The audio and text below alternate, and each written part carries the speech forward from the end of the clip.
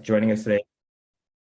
Last week, we had a really great discussion. We were talking through, again, continuing on, we pretty much still recapped the principles of austerity. We were focusing on body, speech, and mind, and we had a great discussion around that. I wanted to just get a poll from everyone. Not at the beginning of when we started the book club, we started on this section, building character. We had read it. I think it's really powerful. I wouldn't mind reading again, but if people want to move through this section, we can.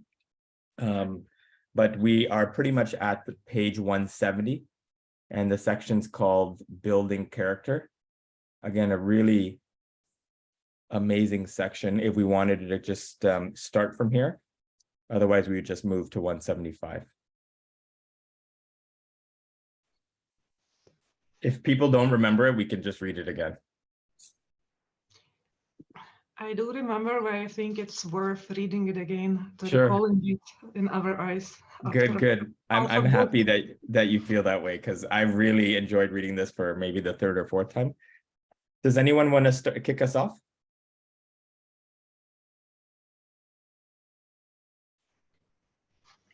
Yeah, I can do. Please. Building character. Aside from developing music opulences, austerity is character building. What means do our leaders have available to them in these times to build the character? Character building is the most important priority in leadership. We can say that compassion and humility are the mothers of virtue, but character, competence, and courage are the fathers of virtue, particularly character. With character, one can get what money cannot buy. You can buy a bed, but not a sleep. You can buy a book, but not brains. You can buy clothes, but not beauty. You can buy medicine, but not good health. You can buy a house, but not a home. You can buy people, but not friends. You can buy a temple, but not God. You can buy reputation, but not character. The most important things in life are earned by strong character and sacrifice. Externals like money are not enough. It takes genuine commitment and the development of higher consciousness. The dictionary defines character as the aggregate of features or traits that from the individual nature of a person or things. Moral or ethical quality, qualities of honesty, fortitude, etc., integrity.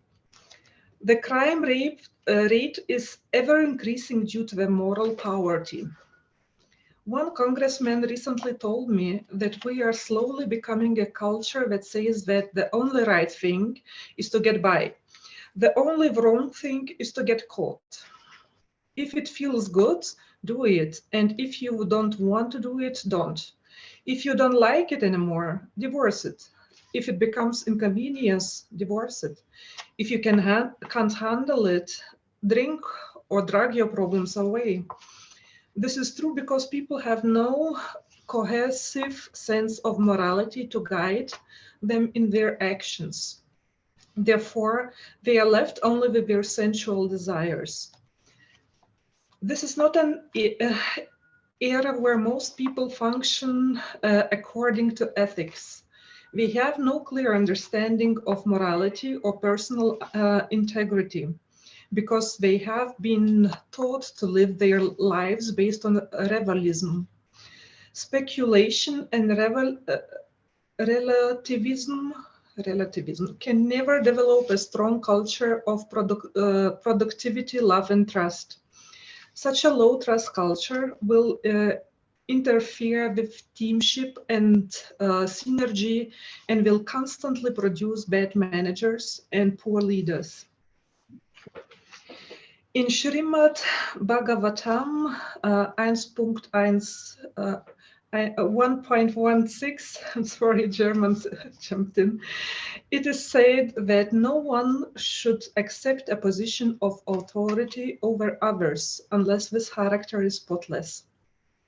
This is the age of Kali or quarrel, and the pillars of this age are illicit sex, animal slaughter, intoxication, and gambling. Building character means avoiding these activities and, if possible, protecting others from falling prey to them.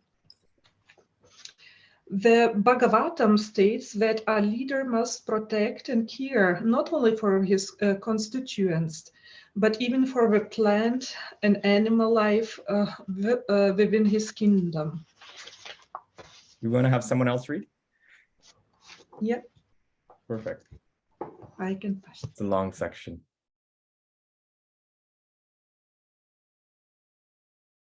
I can do it. Perfect.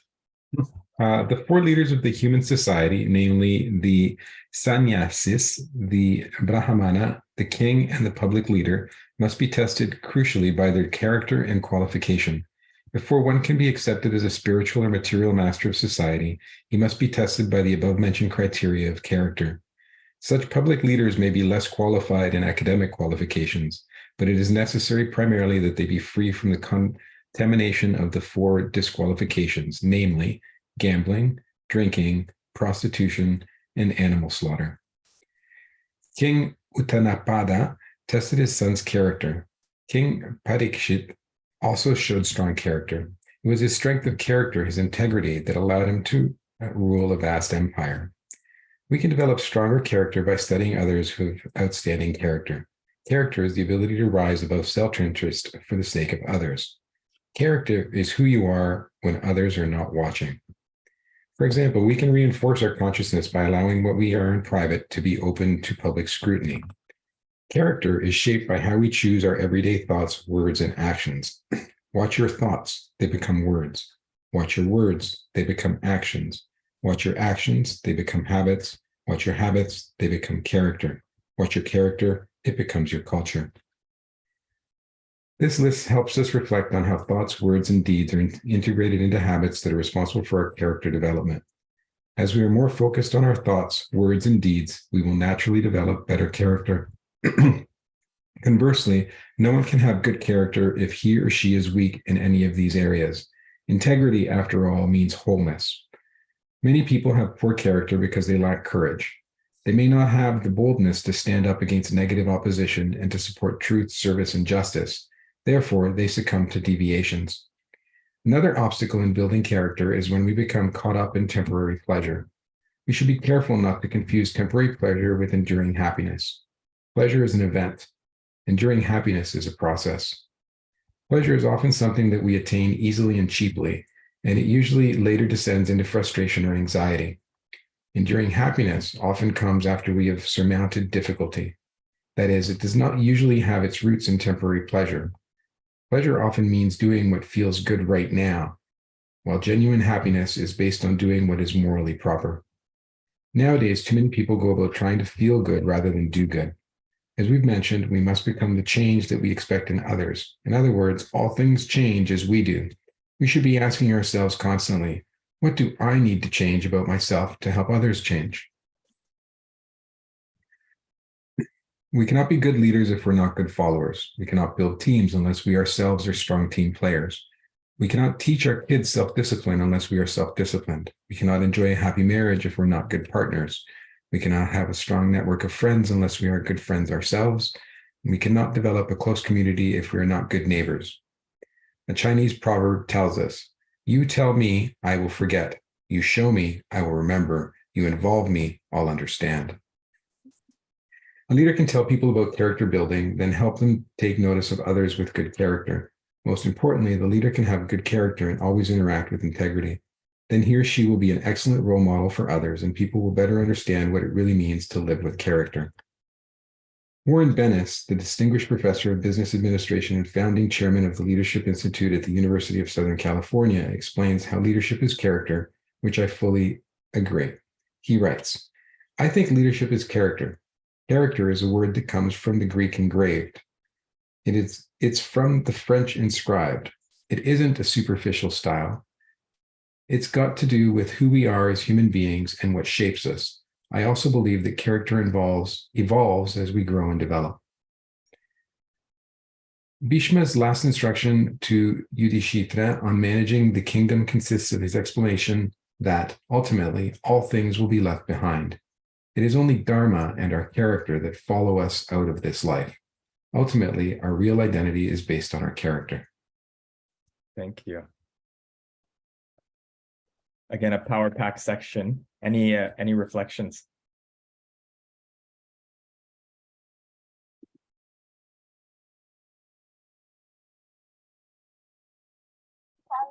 I think the last line that Paul just read, which is ultimately a real identity is determined by character, is such a powerful reflection because we all carry so many identities, or we think we carry identities, but identities often gets reduced to titles, accountabilities, and almost nothing to do with character. And in this context, to just hear that, I think is it's such a different perspective and so refreshing. And something actually quite like important to reflect on, actually. Yeah, thank you. One thing I wanted to share that ties in is I always like this explanation of character is who you are when others are not watching. And so I was thinking that we have to really embrace time with ourselves to really improve our character. And when I was at Jay's show here in Toronto, one of the first things that he was describing as a principle for building love in our life is he was differentiating, like the world today is really focusing on loneliness, but he was trying to glorify this understanding of solitude and how solitude and loneliness are kind of two sides of the same coin, but solitude is in fact what builds someone's character, and that this time of solitude is actually very critical in our lives in that journey of love. And I just wanted to kind of tie that together because I really saw that if we're really trying to improve our character, and if that character is built when we're on our own, then we should embrace solitude.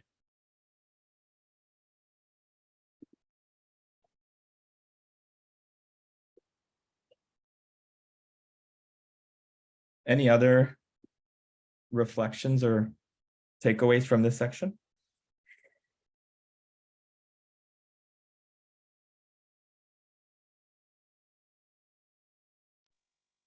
Just adding on from what you said, Ricken, the solitude versus loneliness.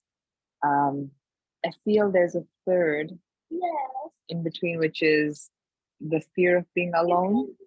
And I certainly think most of my teens and 20s was in that space.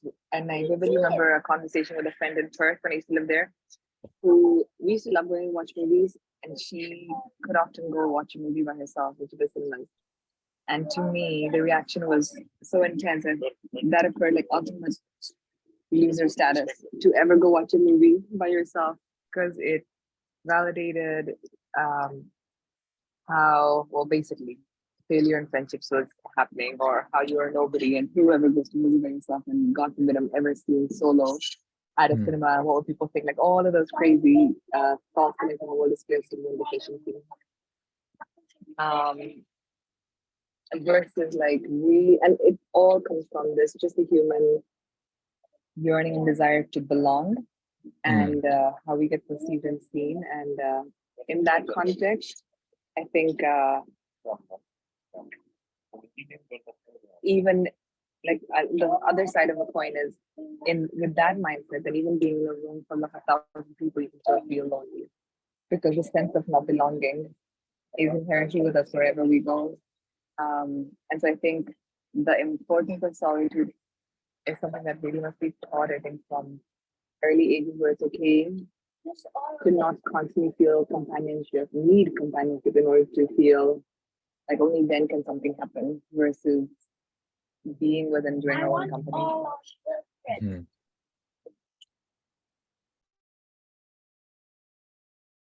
Yeah, this point that you're making about just embracing solitude and it being brought into earlier in our life, I was just reflecting on myself. I think for extroverts in particular, doing things on their own is particularly more difficult. And that's why for me, just when you take to a spiritual path, it's very grounding, especially for extroverts. For introverts, it may come a little bit more naturally. But now I come to the point where I really embrace alone time, and it's been a great progression for myself.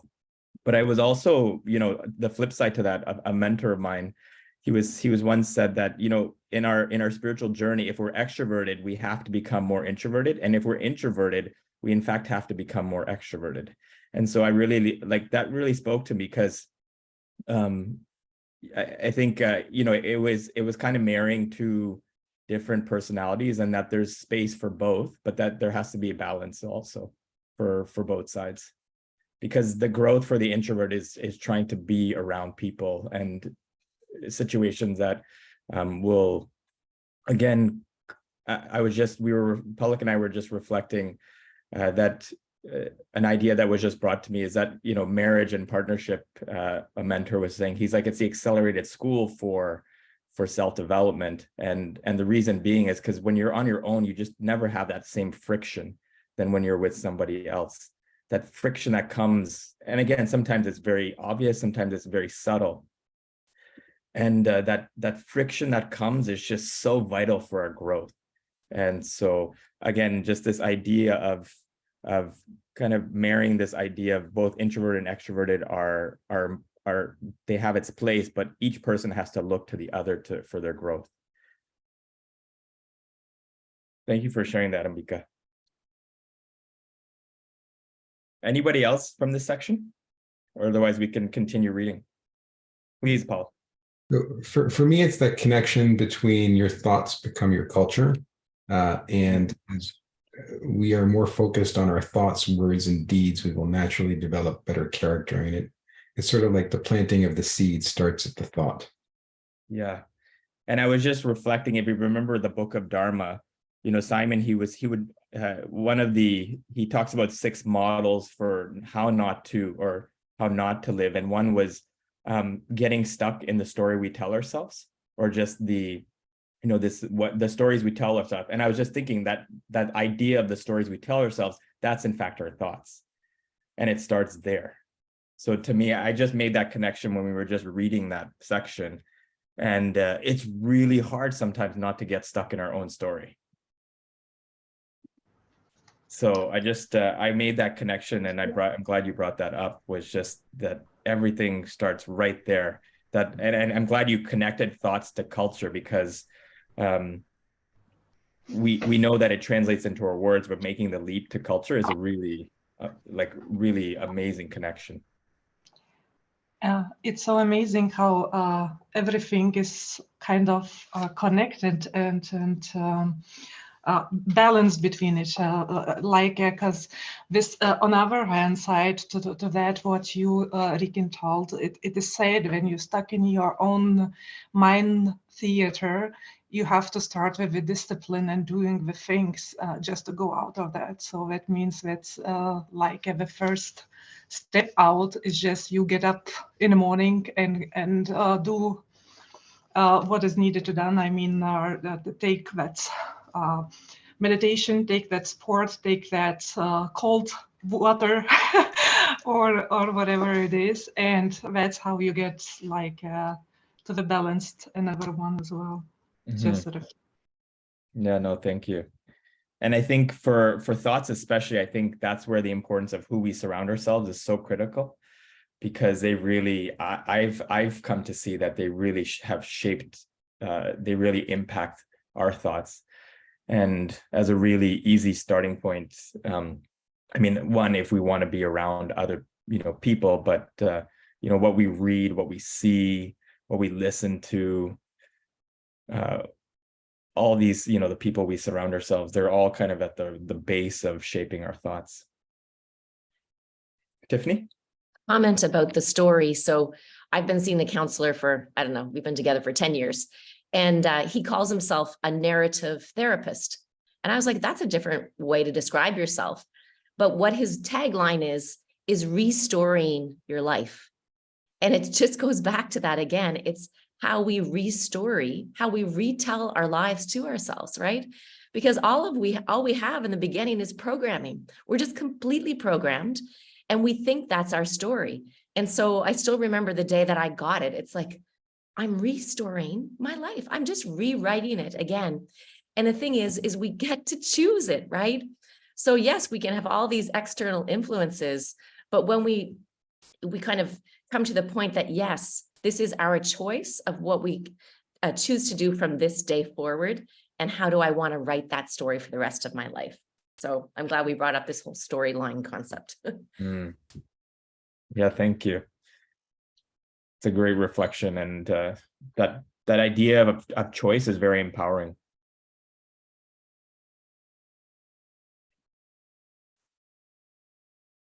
I was just going to jump in and say, Rick, Please. you read my mind. I was thinking the same thing when you were saying who we surround ourselves with is so critical, because that link that Paul just made between thoughts and culture. And I thought, like, what more defines your culture than the people around you? So like, it just made me realize like how, I know we all say it's important, and we've all heard, the 5 people you surround yourself with, all of that. But like, I think this section really kind of explains why, and really makes it like super relevant. Like, oh yeah, because the people around me actually really impact what I'm thinking. And that's our whole life if we make the link between thoughts and culture. So I thought that was really cool. And it also, I saw Elizabeth Gilbert speaking in Toronto on Saturday, and it was so interesting because she was saying, and this ties back with the thoughts being everything, basically, that her mental health is now her full-time job. That's what she was saying. And then now I'm like, oh yeah, like, because she says she wakes up, this was her words, every day, like mentally ill. I think she has a lot of anxiety and stuff like that, which I can definitely relate to. And she spends like 3 hours in the morning just tending to her mental health. She's doing breath work, walking, meditation, prayer, like this whole thing she does. And only then does she feel ready to kind of like, okay, now I can face the world. And like, it makes sense. It ties back to the solitude. Like, she doesn't get on her phone. Like, so basically she tends to her inner self before she faces outward. And like, this section to me tied in really nicely with that. And it just made me, like, I always felt that it was important to tend to your mental health, but now to really do it unapologetically, because, we now see that without that, really, we don't have much. So that's all I wanted to say. Yeah, no, and it speaks to it really speaks to the importance of having a routine and hopefully a morning practice in particular, because mentors of mine will say that it's the armor that you put on before going out into the world, because we don't always have control over the people we may necessarily interact with from day to day. There's some people we want to be with that nurture our thoughts, and some people that completely go against our way of thinking and thoughts. Alicia, you can definitely relate to that in the hospital setting, right? The people we connect with every day. And it's such a powerful force. I will, openly say that, especially in the world of healthcare and medicine, like when you're a doctor, just sometimes there can be such a strong pull for like people who just want to be mediocre and just come to work to make money. And can be so strong, and sometimes you can just feel yourself getting pulled into it, and it just requires that strong like fortification and protection of your mindset every day to not fall into that. So it's very subtle, and it can come about very easily. And I just wanted to share that, just as my personal reflection and experience, that I feel the difference when I haven't taken time to ground myself in the morning before going out there into the world. Ed, how are you? Good morning. Good morning, everyone. I'm very good. See you all. We're speaking about this idea of how our thoughts become our culture on page 172. Mm-hmm. And we're talking about a variety of things. One, the people we surround ourselves, but Alicia was just talking about the practice we have before we go out into the world. Wonderful point. One thing I'll just, if I may, just quickly Please. add to this. I was doing some introspective work. I was actually, well, pulling together a series of strategies because I'm always very, very interested in transformation. And so to Rickin's point, you know, the thoughts, you know, grounding ourselves, all of these things, they actually help to change the way that we think. And I really love this section of the book because it said here, what's your thoughts? They become your words become your actions become habits become character becomes culture. Sometimes it's also said character becomes destiny as well. So when I look at this, I always see a number of different inputs or drivers for where we're going to end up in life, you know? So there's also something called the primacy and the recency effect. And it's a very interesting concept. And it really speaks about how what you do at the beginning and at the end of any endeavor really sets the tone, right? Like, for example, it's said that in marriage, you should never go to sleep on an argument, right? So you don't end the day with a bad mood because that's going to set a negative tone, right? To Rickin's point, which I think is absolutely crucial, the start of the day. You know, one of the speakers who came on here once and did some sessions with you about the mantra meditation, His Holiness Satchidananda Swami. We were with him years ago in Germany, and he mentioned that what you do at the beginning of the day, first thing, and what you do just before you go to sleep also affects your mentality very deeply, because at the beginning and at the end of the day, there's an opening, a window opens between your conscious and your subconscious mind. That's one of the reasons why there's a lot more addiction to technology, because many people, the first thing that they do when they wake up is that they look at their phone. So what that's doing is it's creating a subtle attachment and habit of looking at technology. And then of course, linked to that, there's something called catastrophizing, which is where when people wake up, they'll look at their phone and they'll check the news. And the news is negative. So what's happening is they don't realize it. They're not just putting it into their conscious thought, but they're putting that negative experience into their subconscious. You know, so I was doing this research. I put together a list, maybe about 10 to 12 different things, which are fundamental for reprogramming the consciousness, you know? And I find that, I find the subject of transformation extremely interesting. You know, because we all see that we all have certain habits which are good, and maybe we can discuss this more when we come to the retreat. We all have certain habits which are positive, and we all have certain habits which we know we'd like to change, you know? And so just really understanding some of the drivers, you know? So I was experimenting with this for many years. I would even try and use different things. I tried out affirmations and different things. And many times affirmations don't work. To be very honest with you, I'm sure many of us have seen it. Sometimes you say an affirmation and nothing happens, like what's going on here? But there's an art to it.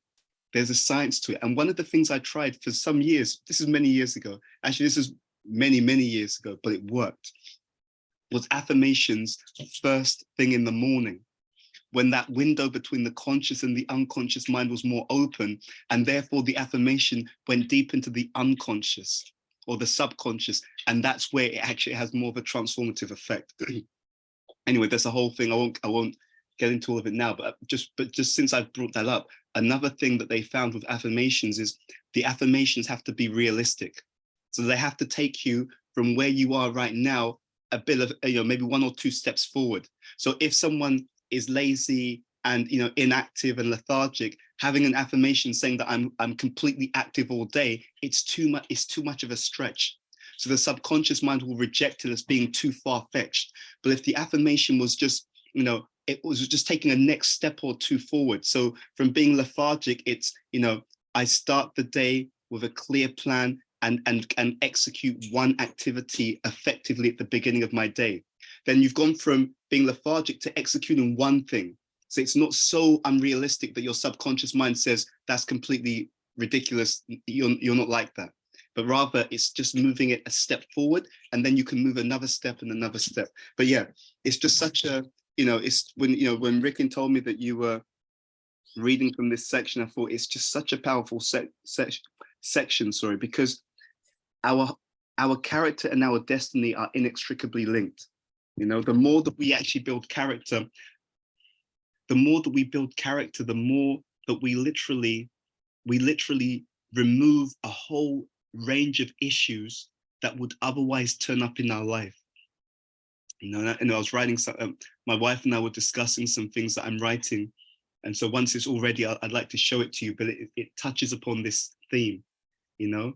And that's why I find our meetings are so nourishing, because consciously or unconsciously, because we're associating with higher values and we're trying to support each other, building character, it makes that journey easier. Just by us coming together as we've been doing on these sessions, I guarantee you we've already changed our destiny for the better, right? Just because of the reinforcement, there's certain situations either that won't happen in our lives, or if they do, we'll remember and will be reinforced by this, we call this Sangha, association, and we'll think, no, we learned this in the Titans meetings. We learned this about leadership. We learned this about building character. And because we repeat it, that's another principle I came up with. Another thing that transforms the character is repetition, consistency. If we met and didn't speak again for a few months, it would never have the same effect. But because we're regularly meeting, we keep reinforcing something. You know, the drip drip effect, that water can wear down rock because it's subtle, but it's continuous. You know, so what I think Ricken has done, and I have to say thank you, Ricken, for doing this, in bringing us together and organizing this group. We are in this kind of connection. I know for myself that your wonderful association has maneuvered me through or moved me in ways that there are certain things which I would otherwise experience and maybe be challenged by, that now there's no question I'll get through it, or it won't even come close to me, because I'll be maneuvering proactively in a more positive trajectory. So I just want to say thank you for the Sangha, and for those who can make it, and I appreciate that not everyone can, and I know that we're already thinking about further retreats so we can get everyone together. But for those who can, I think it'll be an exciting time for us to reinforce each other even more, because we're reinforcing each other virtually. But when we come together as well, B.T. Swami spoke about this. It's very interesting. He said that when you come together physically, he said that there's also a subtle contact. The spillover of each person's mentality and consciousness is actually, on a very subtle way, when we're physically together, is also having that impact. So it's even more powerful. So yeah, I just wanted to share that. But yeah. Thank you. No, thank you so much. And I mean, having your company every week has been a real gift for all of us, Ed. Your association is a gift for me, honestly. Thank you. So there's one just line that I wanted to extract from this section, because it's really powerful. And we can, a lot of times we're obviously working on ourselves, but we want to bring the importance of character building to others. And this section on 173, I thought was particularly something very sensible and easy to bring out to others, is this idea of, another obstacle in building character is when we become caught up in temporary pleasure, which is, the reality of what most people are facing. But this, bringing out these next two lines, we should be careful not to confuse temporary pleasure with enduring happiness. Pleasure is an event, enduring happiness is a process. And I just wanted to pull that out and extract that, because it's a very simple principle. And I think everyone can connect with it at some process in their journey and in their life, that if we can continually bring this idea of striving for happiness over pleasure, then we'll be in it for the long game, right? And that we won't be like seeking that result immediately. So I just wanted to really bring that out, because I really thought that it's a great reminder for ourselves, but also a really powerful point that we can bring to others we're hoping to, that we care about and also want to support.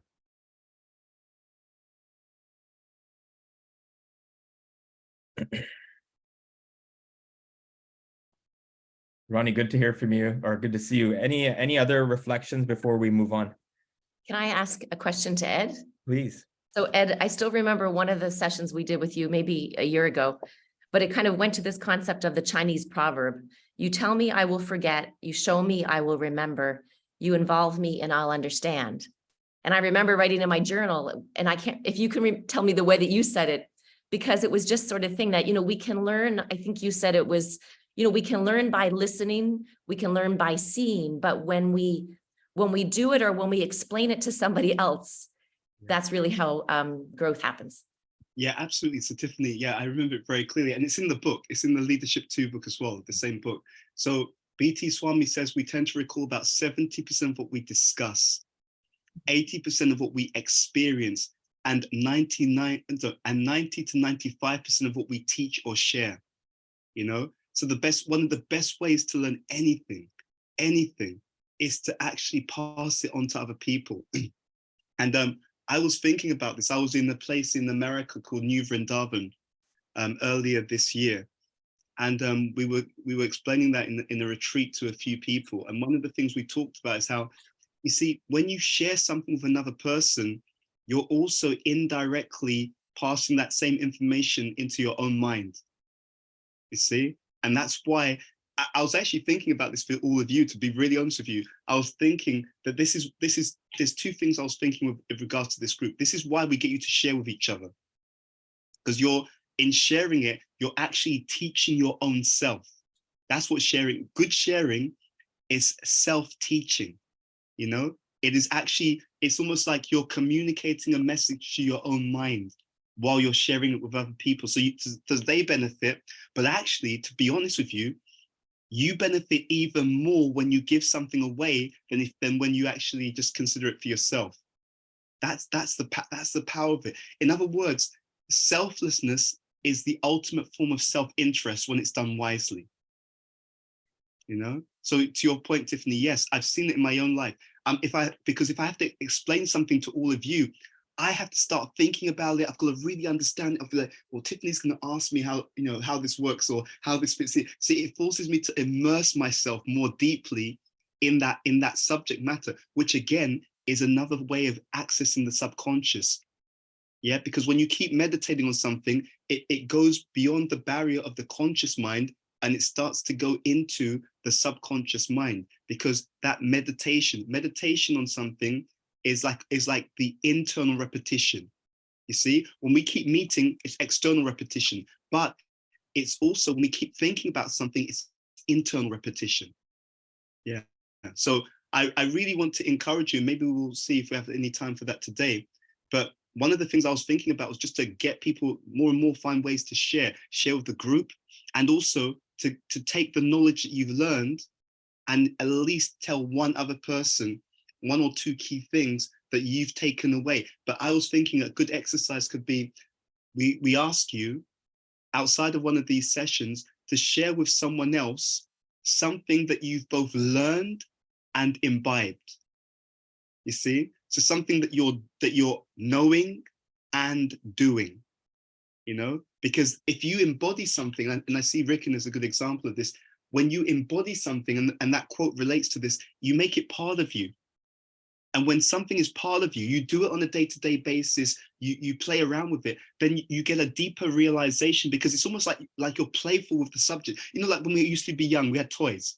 And you play the toy, you know the different areas of the toy, what it's like underneath the toy, what it's like at the top, because you've messed around with it in many different ways. So you understand it not just one-dimensionally, but you understand all of it. And what we're trying to do with this session is train us to understand leadership globally, not just one dimension of leadership, but it from different angles, right? How to deal with people, how to organize things, how to understand different people's strengths, how to communicate, all that kind of stuff. And it becomes embodied. So Tiffany, thank you so much for asking. I hope that answers your question. Thank you. Really powerful point about just this idea of sharing and how it takes us deeper. I really was just resonating. I mean, just such an amazing point. This good sharing is self-teaching. Yeah. And if you think about it, then it becomes a mechanism for our learning, and in one sense also a protection of our mindset, where we're always in the space of learning. But I think one thing that you said is sharing in the proper way.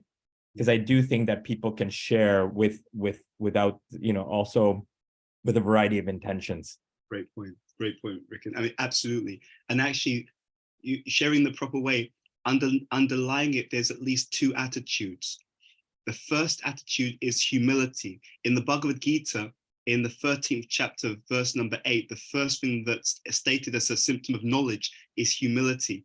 So we're sharing as students, but we're acting as teachers. You see the difference, right? So because externally I'm passing on some knowledge, I'm acting as a teacher, but the mentality of the attitude should be, there's always more I can learn about this subject. And we've all experienced that, haven't we? Like, I love the way that Ricken, when he brings out different points, like I've read it, but then Ricken or Tiffany or any of you will say, I want to dig into this point. And then when you start talking about it and unpacking, I'm like, wow, yeah, I didn't think of it in that way. So on one level, I could say I've read that sentence, but there's so much insight that can be gained from that one sentence. So it's always, if I'm proper, I should be acting as a teacher, but sharing as a student. I should always think that there's more to learn about exactly what I'm sharing.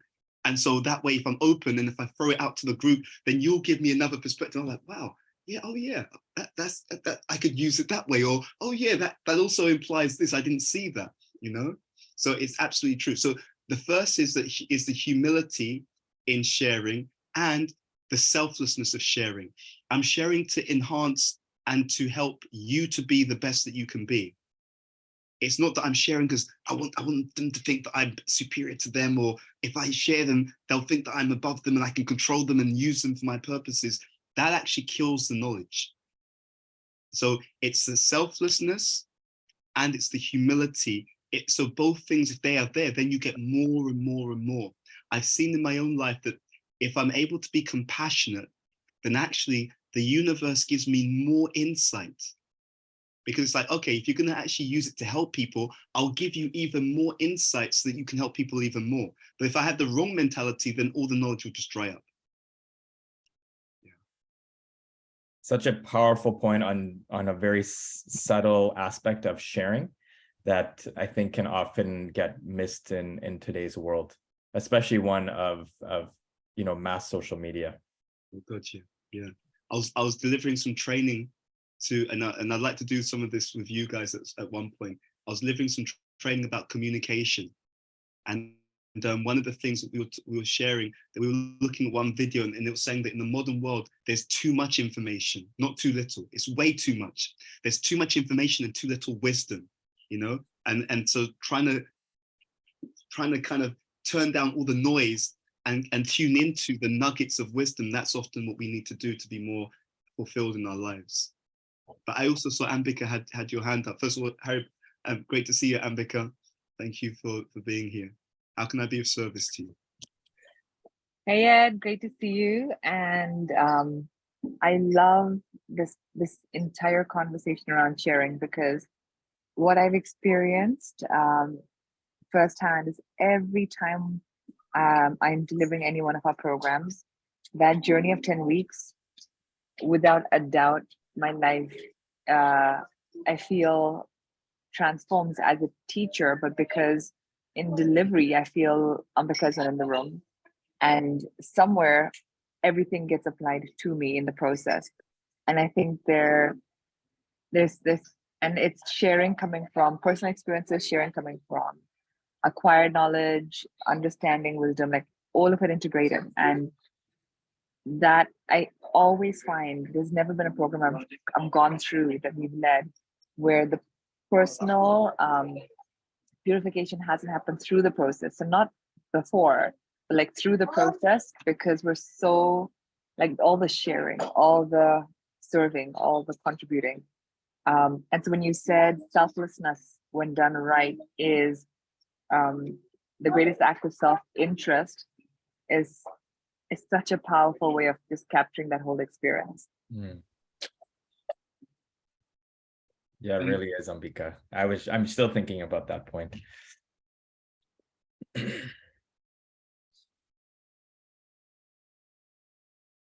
Did anyone have any final thoughts? Otherwise, Ed, I thought maybe you could move into us continuing on from last week and the exercises we were doing. Sure. So any last thoughts before I continue? Okay, so I'll bring my slides back up. and then we can carry on from where we left off. So where we were last week, we were going step by step. Screenshot. Okay. Through this, what we call the leadership matrix, the leadership empowerment matrix. So if you recall, we were talking about how we have these 10 principles from the book, from Leadership 2, Leadership for an Age of High Consciousness, Part 2. And then what we did is we started to go through those sections. Okay, so we asked you, I think it was last week, we looked at this section, if I remember correctly. Is that correct? Was it these three? Loving people, being sensitive in their needs, help people feel happy and secure, create lasting value. Or it may have been, I think it was actually this one. Yes, so seeking to convey ultimate truth or leading from the inside out, knowing character is power. And so what we explained is what we've tried to do here is really break down this understanding. And we've looked at what's the strategy or knowledge component, what's the activity component, and how do we know it's working? In other words, what's the outcome that we should be seeing more of if we're actually using this knowledge and applying it practically. And so one of the things we've always tried to do in our sessions is really help you to see, how do I apply this stuff? It's not, we don't want it to just be a theoretical thing, but we want it to be something that you actually experience great benefit from. And then that helps you to also be even more enthusiastic in how you utilize these elements of wisdom, let's say. But just on that point, it's very interesting. There's a term in the Vedas called Shraddha. And Shraddha means faith, it can mean confidence. So what's very interesting, and it's baked into this model, is that when you take some aspect of wisdom and you apply it and you see the outcomes, it gives you even more confidence that this is true. Because you're actually seeing that it actually does work, it actually does make a difference, it actually does lead to some powerful end results. So we're going to continue in that vein. What I'm going to do is go to the next slide. So actually, those are the first 5. So we'll go to the next slide. So now we're on points number 6 and 7. So again, I'm going to ask you, look at you can start by the end column. So the outcomes that you're looking to achieve, right? So there's an outcome for principle centeredness, which is if we're principle centered, we should expect to see more fairness, clarity, reasonableness in our dealings, and deep trust and loyalty, especially if we're doing that, if we're being principle centered with quality people. And then if we're powerful visionaries, what should we expect to see? If we can create a compelling vision, we should be able to see that there should be buy-in, again, into that collective vision by other people. And that will be shown by their willingness to be, or rather to input into the activities that will make that vision a reality. So I'm going to ask you again, choose one of these areas that you want to focus on. Some of you, it may be about being more principle centered. For someone else, it may be, I want to be more of a powerful visionary to achieve that outcome. And then you're going to write out, first of all, what's the knowledge element? So here, if, for example, I want to be more principle centered, the knowledge element that's written here is, I need to have a clear understanding of healthy personal values and the universal laws of Dharma. So what you would write down here is, what are my own healthy personal values? That's the thing I need to know, because then I can start to act on them. I can take that into account in my day-to-day interactions. If, for example, if one of my personal values is caring for others, okay, then how would that play out? So I would then go to this section which says drive. Okay, so under principle centered and the drive heading, it says here, leading and decision making based upon wise and fair values that are reasonable and transparent. One of the best decision makers, or those who are really good decision makers, they're good at making decisions because they're clear on what their values are.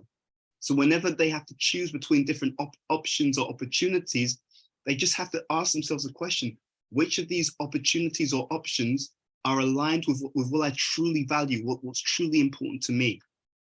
Of course, there'll be some consideration also of the current context of their life. But when we're not clear on our values, which also links to being unclear about our identity, then we're also unclear about what we're meant to be doing with our time and energy. You know, so that's one area. If you wanted to focus on principle centeredness, The first thing you write down is a clear understanding of your values.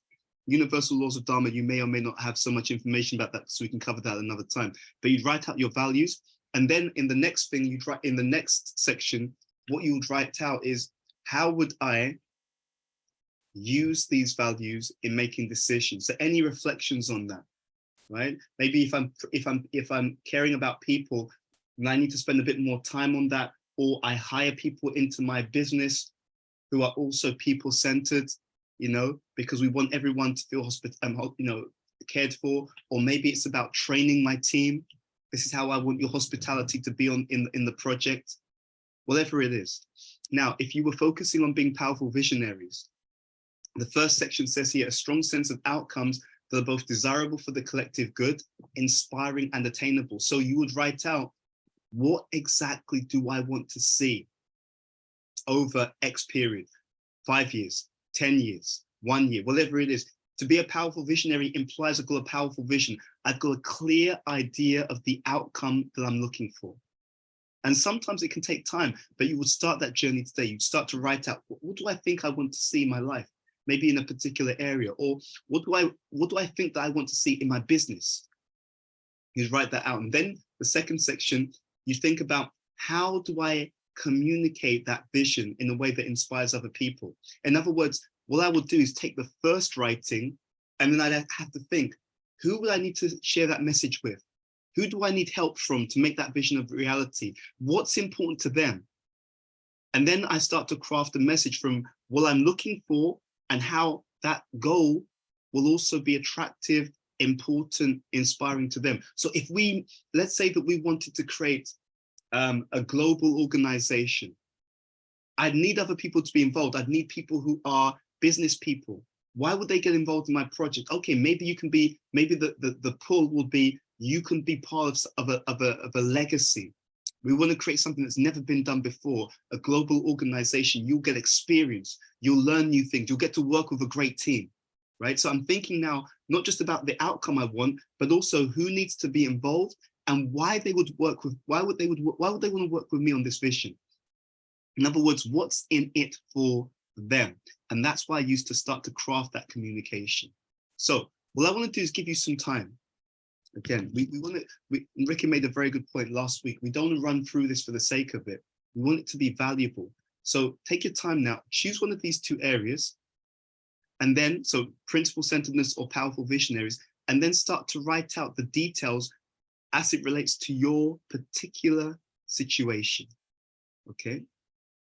So you're writing out the details as it relates to your particular situation. So under principle-centeredness, what are your personal values?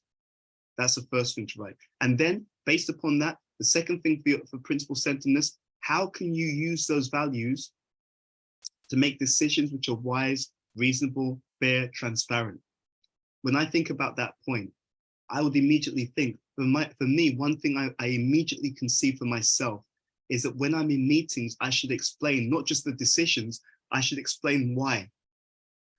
I should explain the process that led to that decision, because that helps me to be transparent, and that helps my team to understand why we're doing what we're doing. And then because they understand what we're doing and why, they may come up with better ideas. Someone may say to me, Ed, I understand why you're doing that now. You're trying to get this outcome. Okay, I know that there's a better way or a faster way that we could achieve the same goal.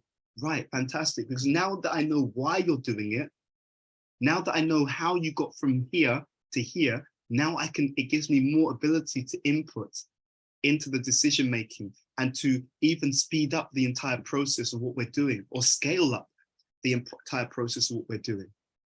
So we'll give you some time. Just, choose your section, write out what you need to write out, and then after, let's give it maybe about 7 minutes. Right? We can give longer if necessary. After about 7, let's say 8 minutes, we're just going to give you some time to share. But all of these activities, we want you to do this with intentionality. And we want you to, thank you, Tiffany, for being here. We want you, so those who are here, we want you to do it with intentionality and take your time. We're going for quality here. We're going for quality. Don't worry so much about quantity, but we want this to be done and to be done well, so that you can take it, use it, apply it, and experience the effectiveness and the impact.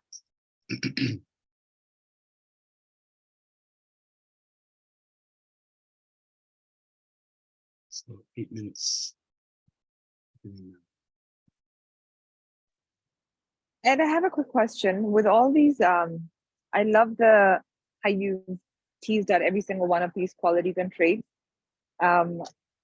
I was here last week and this week, so I have the notes around your table.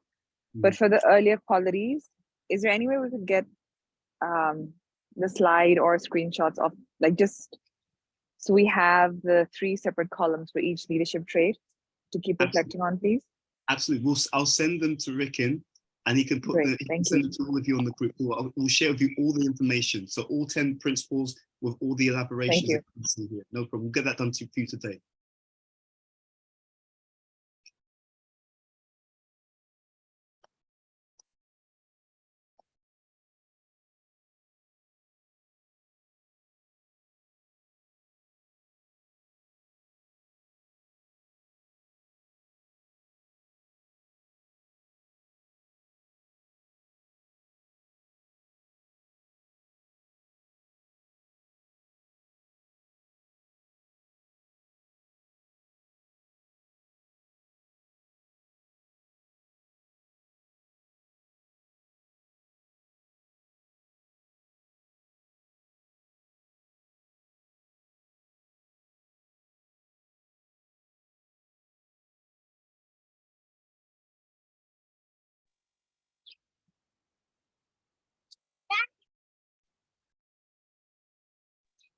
Ed, I have another question, if I may ask one, please.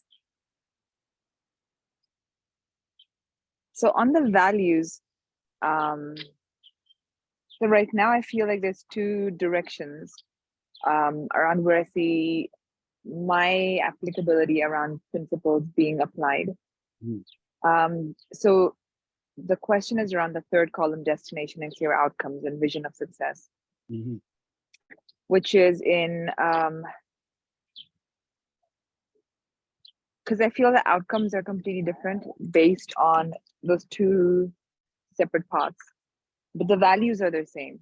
And just to add more context, one is in, for example, Bal Vihar work with children and expanding that work out in Zambia. So can you repeat that? Yeah, one field is in doing more Bal Vihar classes with kids across Zambia, building out that education, bringing spirituality with kids. And then the other is what we do with the banker, which is unleashing leadership and also just healing a lot of fractured childhood wounds. But the values and the principles are the same in both the accountabilities. Yes. I feel the outcomes or the destination, or maybe the destination ultimately is the same. No. As I'm saying this out loud. No, you're right. The outcomes they could look different, but they're underpinned by the same ideals. Yeah, absolutely.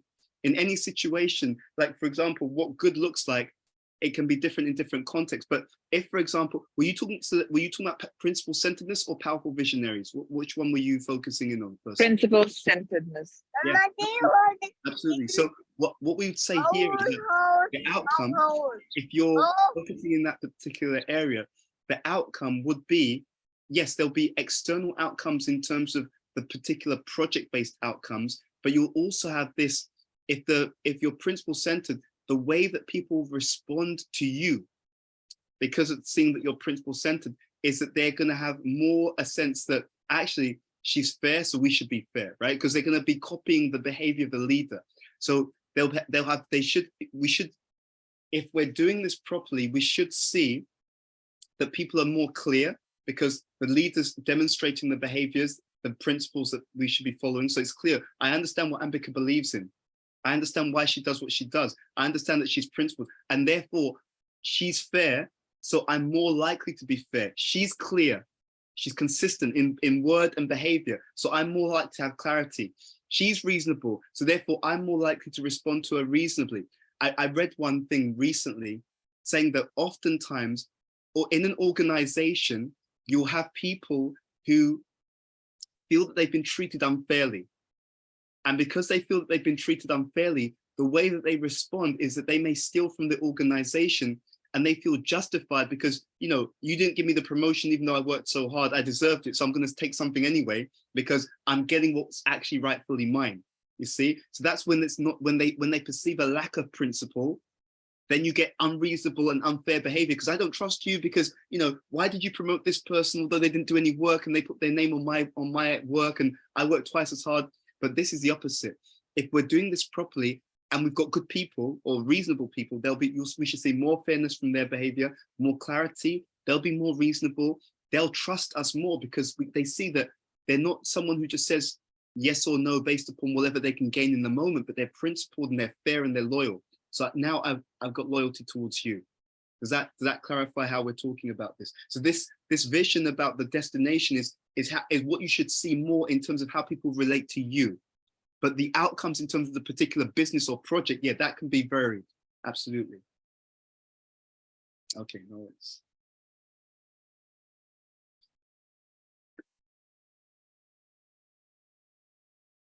So you have another 4 minutes. Again, you're writing through, you've chosen one of these areas, and then you're personalizing it. Writing up, what does this mean for you under direction? What does this mean for you under drive? So that we can get the outcomes that we're looking for in terms of destination. So about another 3 minutes or so. Actually, maybe another 2 minutes.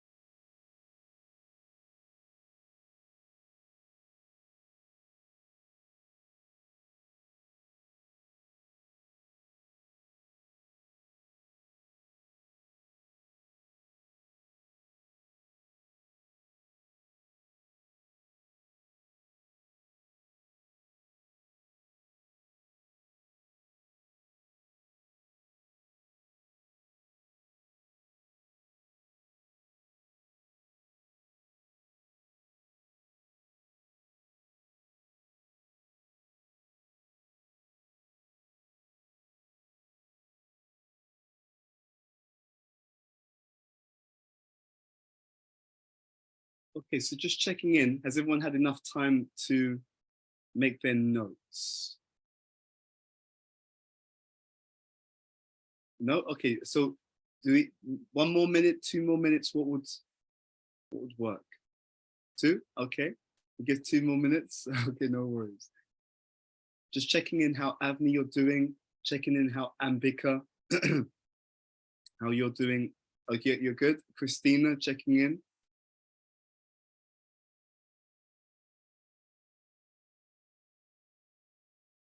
Okay, I think she's still working on something. Ambika, just checking in how you're doing, if you're there. Sorry. It's okay. Are you good? Okay, no worries, no worries. So we'll give it another minute or so. Then we'd like you to, again, to exchange. And as Tiffany pointed out earlier today, it's a very, very important part of the process, right? When you're sharing what you're thinking, ideas, not only are you giving other ideas to your partner, because it'd be like, okay, that could be relevant for me as well. Maybe I should take that on board and add that to my own plan. So not only are you doing that, but also it's deepening your own understanding of the subject matter itself. And what we've tried to do here with these exercises is to simultaneously deepen your own understanding of the subject matter, but also deepening your own understanding of your own situation. So when you're applying knowledge to a specific situation, you're actually deepening your understanding of both things, the theory and how it can apply, and the situation you're actually dealing with. So you get more and more understanding about the situation itself and what you can do to move it forward.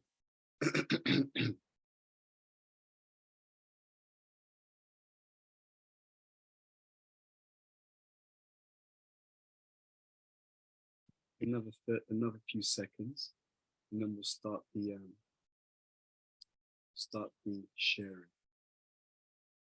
So I'm just gonna stop sharing my screen first of all. Okay, and then what I will do is I will set this up so that you're in pairs. Just gonna create that room. Okay, that's fantastic. Okay, and then we will give you, let's say, about 10 minutes. Okay, that's fine.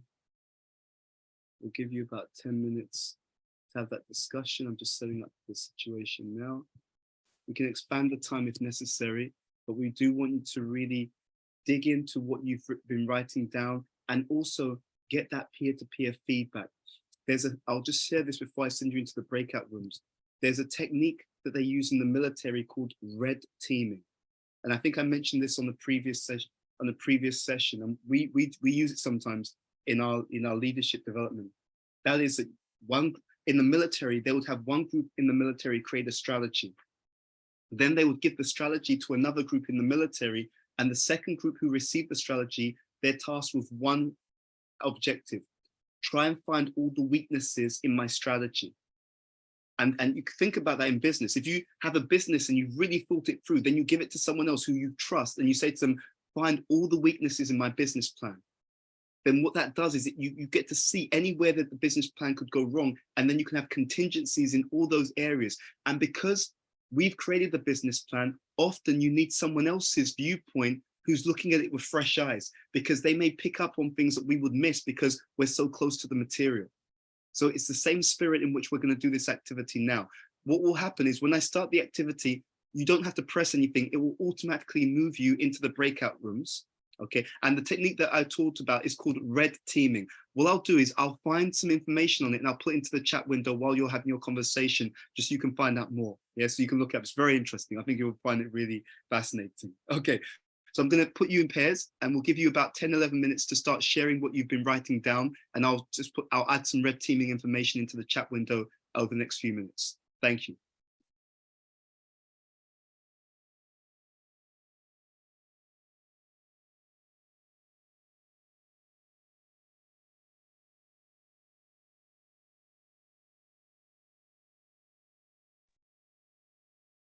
Hey, Hare Krishna, Prabhu. Hey, Hare Krishna. I'm just on my way to work. Okay, no worries, no worries. Brinda Kumari, I'm awaiting a response from her, but I'll chase her up today. Okay. And I'll let you know today what she says. Okay, good. Yeah, no, because I think it's important that we have this locked away, right? Absolutely. Oh, absolutely. No, everything you're saying is absolutely right to chase it. It's no problem at all. Yeah. I guess by chance, I was curious. I mean, let's say by chance it's not Brinda Kumari, by chance. Mm-hmm. I'm curious as to what maybe the hesitation was with Nilamani. Sure. There's actually, so again, being very, very transparent. Sure. Nilamani, actually, there's no hesitation with her. Okay, how to express it? So there has been sometimes, so let's put it this way, there has been sometimes some concerns about Naveen, you know, and therefore, because by association, for example, if Nilamani comes, I think she'd be great. Again, no hesitation with her whatsoever. So she'll connect with these people naturally. Now, it's an uncultured thing. You can't tell a wife, you've connected with these people, don't make any connection, don't pass on that connection, or don't give that connection to other people. What sometimes people have been concerned about, and a few people have been concerned about, is that with Naveen, sometimes he may act in a way that we wouldn't necessarily always think is so, it's so healthy, actually, to be really honest with you. Okay. And so it's I don't think it's any surprise, like, I wouldn't say, and I'm not, people use this word maybe, to not be so like direct, but he's a crafty person, right? How do you know that? Yes, yeah, to be honest, he is. What? How do you know that though? But that's, I mean, Prabhu, come on, that's not, I mean, that's, I mean, at least I don't think that takes much intelligence or insight. Well, no, but Um, no, Visheshwara, you would be surprised.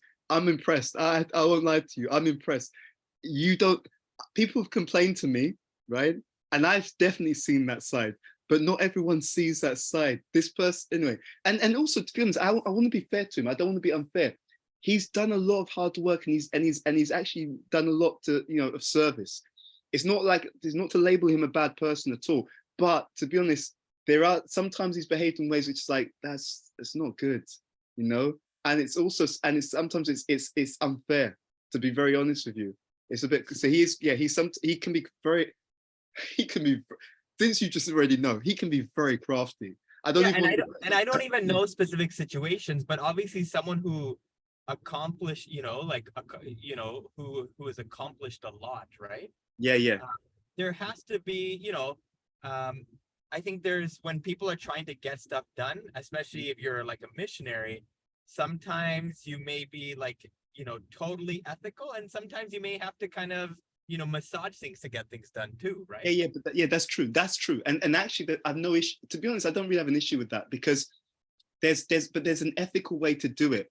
See, what I'm talking about is sometimes also is like you actually block other people's service to stop them coming up so that you can maintain control. So they're also a devotee, you're a devotee, but you don't want them to actually, you don't want their service to flourish because you want them to stay underneath you. So that's what I'm talking about, where it's crafty. It's like, it's almost, I want to maintain my power.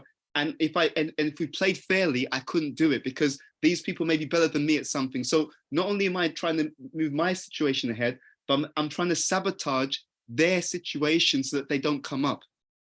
That's where it's kind of, it takes on a different flavor. Actually, but having said all that, I can't remember what it was, but you told me years ago that Kripa Moya and Mother Guru, they had some concern about that, right? About him. That wasn't, I don't think I would have said that. No, what was it that you said that they were trying to be forced out of the manor, or you did tell me something. I can't remember the. But for me, I would change it for myself and say, write and take ownership of practice first. Thank you. There's two things which were inspired by what you were saying, Avni, then I'll open up for any other comments. So first of all, I think that there's great value in telling people that I'm a work in progress. So this is what we espouse to be, and I'm also on the journey with everyone else. So I guess one thing I'm picking up from you is that I could reframe it and say, look, I expect respectful behavior because it's good for everyone. And this is something that I'm also trying to demonstrate. So feel free to let me know if I fall below that standard, because then it's recognizing the humility and the humanity, but also not denying that that's the direction we want to head into, you know? So I think that's one point. And then the other is that I had a slightly different definition of strong. When I was thinking about strong, I was thinking that strong means that you're able to stand firm by your values, even in the face of opposition. You know, because sometimes people will want you to abandon your values so that they can get what they want, even if it's not ethical. And so sometimes you have good people who get implicated in difficult situations because they had good values, and without pressure, they would act by those good values. But under pressure, and that's where the strength of character comes in, under pressure, they may give in, and then that means that they get implicated. I know that sometimes in criminal proceedings, sometimes a criminal will try and push someone to do something wrong or to turn a blind eye to it. And then the criminal will say to them, now that you turn the blind eye to it, both of us are implicated. So if I go down, you go down. So it wasn't that they were criminally intentioned, but the weakness of character allowed them to get caught up in a situation that now is going to bring them down as well. You know, so it's a great point that you're mentioning. Thank you for sharing that. Any other thoughts, comments before we end? Anything else anyone else would like to share? Hi, Ed. I just want, Alicia, go for it. Yeah. Oh, go ahead, Ambika. One quick thought just on the why we choose the values we do. I've never questioned it because we basically created a values document that Wow. we train FitBank leaders in, which is just right out of the Bhagavad Gita on virtues. Wow. And I can't, like, I loved Avni's reflection because I actually just thought of every one of those values and none of them felt in conflict with me, my mindset at any level. Like, I'd never questioned why we had them there. It was simply, this is higher consciousness. This is the scripts or Veda's way of being. And so let's ground and train leadership around this. And now that I've paused to just reflect on it for the first time in this context, I would say people have done the work before us. And I once read that none of us are facing our problems. None of our problems are new. People have faced them for centuries before us and paved the paths and set the values and set the guidelines. And the more interested we become in finding the solutions from these gurus, the more in flow we are versus, and I think for me, this is a great reaffirmation of just when we are in the feet of gurus and masters, but not blindly, like we question, but equally then make our own truth from there. It's quite a powerful path. Versus trying to think we got to figure life out on our own accord. I love that. I love that point. Yeah, we don't have to reinvent the wheel. In fact, we should build off the wisdom of the ages. Yeah, and then really see how does that apply to our specific circumstances. Thank you for sharing that. It's a wonderful point. Alicia, you had something you wanted to share. Yes, but what Ambika just said changed my mind. So I'm like, I was gonna share from our discussion, but I'm like, I think we'll just close out continuing with this discussion because what she said and what Avni said now kind of made the whole discussion full circle when we started with talking about who you surround yourself with and your thoughts truly determining your culture. So when Ambika just shared like her values come from like this higher consciousness, what it made me think of was also our values can also come from like not higher consciousness. It can just like our values are dictated by our culture. So if we live in a culture of like materialism and things like that, that is what we will value. So like Avni's point is so critical because it's like, wait a second, why do I value having a fancy house or something like that, you know? And then it's like, oh, that's not actually maybe not coming from a higher place. It's just because I was told I should. So to tie it, I think it all ties back beautifully that if we are surrounding ourselves with people who have like these higher virtues, higher values that actually benefit all of humanity, then we're going to soak those in. So yeah, I think it just all fits in so well that it's so much the company we keep, what we're absorbing is going to impact our values. So it's important to be very mindful about what we're taking in and then to question, like Avni said, why do I value X, Y, and Z? To double check back that it actually is coming from like a higher and better place. Thank you. You've just given me a clue. And so I was just writing this out, that there are different levels of value systems. So we're living or growing up in a certain society. So there's the societal values.